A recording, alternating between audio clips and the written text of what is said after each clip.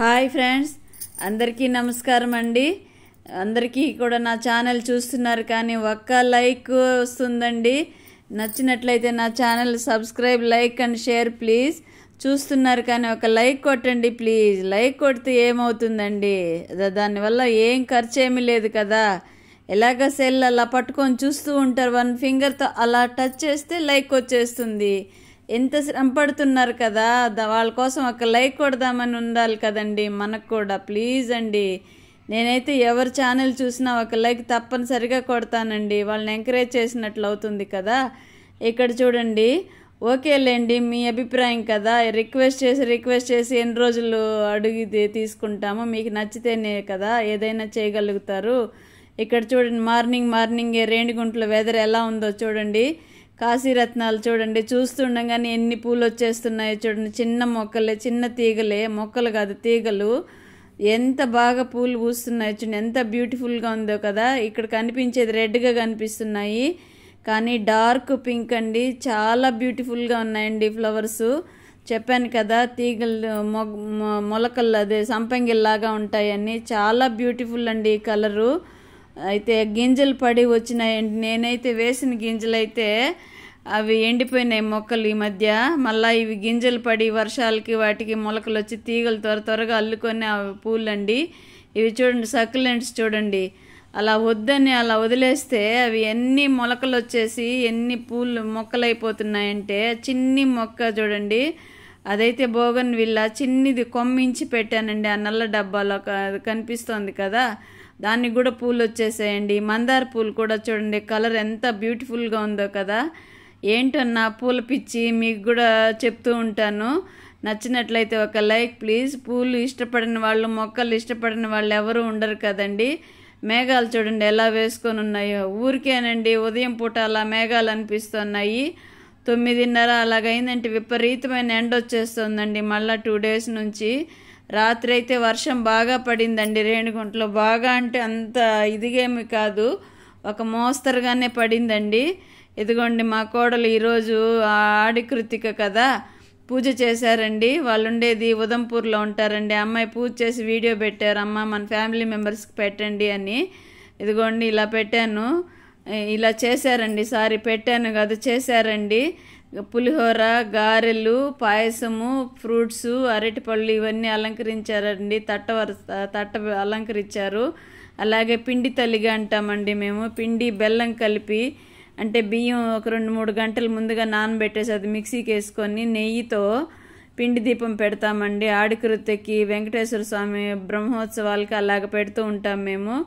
అలాగే కొబ్బరికాయ కొట్టారండి. చాలా భక్తి అండి ఈ అమ్మాయికి, బాగా చేస్తారు పూజలు మా కోడలు. చాలా యాక్టివ్గా కూడా ఉంటారు అన్నిట్లో. నేనైతే పైకి చెప్పను కానీ లోపల సంతోషపడుతూ ఉంటాను. ఇదిగోండి, ఈరోజైతే నేను సాంబార్ చేస్తున్నానండి. వంకాయ మామిడికాయ సాంబార్ అండి. సారీ, మునక్కాయ దొరకలేదు. మా వారికి సాంబార్ అంటే వంకాయ, మునక్కాయ, మామిడికాయ 3 వేసి సాంబార్ చేయమంటూ ఉంటారు. మునక్కాయలు అయితే తేలేదండి, ఉన్న వాటితోనే చేస్తున్నాను. ఇదిగోండి క్లేవ్ బీన్స్, మన కార్తీక్ చెప్తుంటారు కదా లైవ్లో, క్లేవ్ బీన్స్ అమ్మ ఇవి అని. ఆ బీన్స్ వేసి ఫ్రై చేస్తున్నానండి. ఈ ఫ్రై అంటే నాకు బాగా ఇష్టం అండి, బాగా తింటాను ఇష్టంగా. ఇవైతే ఈరోజే తెచ్చారండి మా వారు. అవి ఫ్రై చేసి సాంబార్, పప్పు, వంకాయ, మామిడికాయ సాంబార్ చేస్తున్నానండి. ఇంక వేరే కూరలు ఏమన్నా ఆకుకూరలు చేద్దామంటే చిన్న అబ్బాయి తినడండి. నిన్న కూడా మష్రూమ్ కర్రీ చేశాను, అది కూడా తినలేదండి. వాటితో పెద్ద సమస్య అండి. కొన్ని కూరలు తింటారు, కొన్ని కూరలు తినరు. ఇదిగోండి పచ్చి మామిడికాయలు అండి. ఇప్పుడు పండ్ల సీజన్లో కూడా మామిడికాయలు వచ్చాయి. ఎంత తాజాగా ఉన్నాయో చూసారా. మామిడికాయ 3 కాయలు తెచ్చారండి. ఒకటే సాంబార్ చేద్దామని చేస్తున్నాను. వంకాయలు కూడా తాజాగా లేతగా ఉన్నాయండి. ఫ్రై అయితే వచ్చేసిందండి. ఫ్రైకి ఇంకా పొడి చల్లేస్తే, అంటే పుట్నాలు, వేరుశనగ గుళ్ళు వేసి పొడి చేసి ఉంటాను కదండి, ఆ పొడి వేసేస్తే అయిపోతుంది ఫ్రై కూడా. ఇదిగోండి సాంబార్ కూడా రెడీ అయిపోతుంది. చేస్తే త్వరగా అయిపోతుందండి వంట. ఎందుకో మధ్యాహ్నం వంట చేయాలంటే నాకు ఈ మధ్య బద్ధకం ఎక్కువైపోతుంది. మీకు కూడా అలాగే ఉంటుందా ఏంటి? నాకు కామెంట్లు తప్పకుండా చెప్పండి. ఇదిగోండి ఫ్రై అయిపోయింది. దాంట్లో పొడి, పప్పుల పొడి, మరి అలాగే కారం కొద్దిగా 1 pinch ఆఫ్ సాల్ట్ వేసాను. ముందే సాల్ట్ వేసున్నానండి, చాలదని అలా వేస్తాను.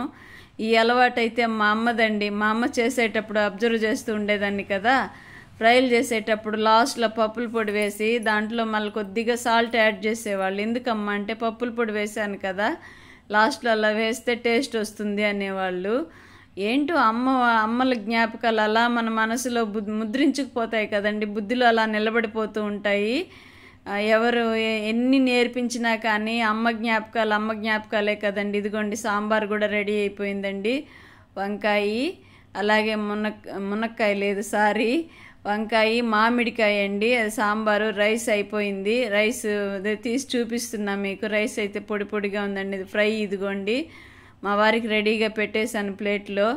ఇది చూడండి మా చిన్నబ్బాయి వీడియో తీసుకొచ్చారండి. పొలంలో ఏదో చూడడానికి వెళ్తే పొలాలు వాళ్ళ ఆఫీసర్ వాళ్ళు చూడాలంటే వెళ్ళారంటే అండి. అక్కడ చూడండి పొలంలో ఎలా చేస్తున్నారో, అంటే మొక్కలు పెట్టడానికి ప్లాస్టిక్ కవర్లు వేసి ఇలా పెడుతున్నారు కదా.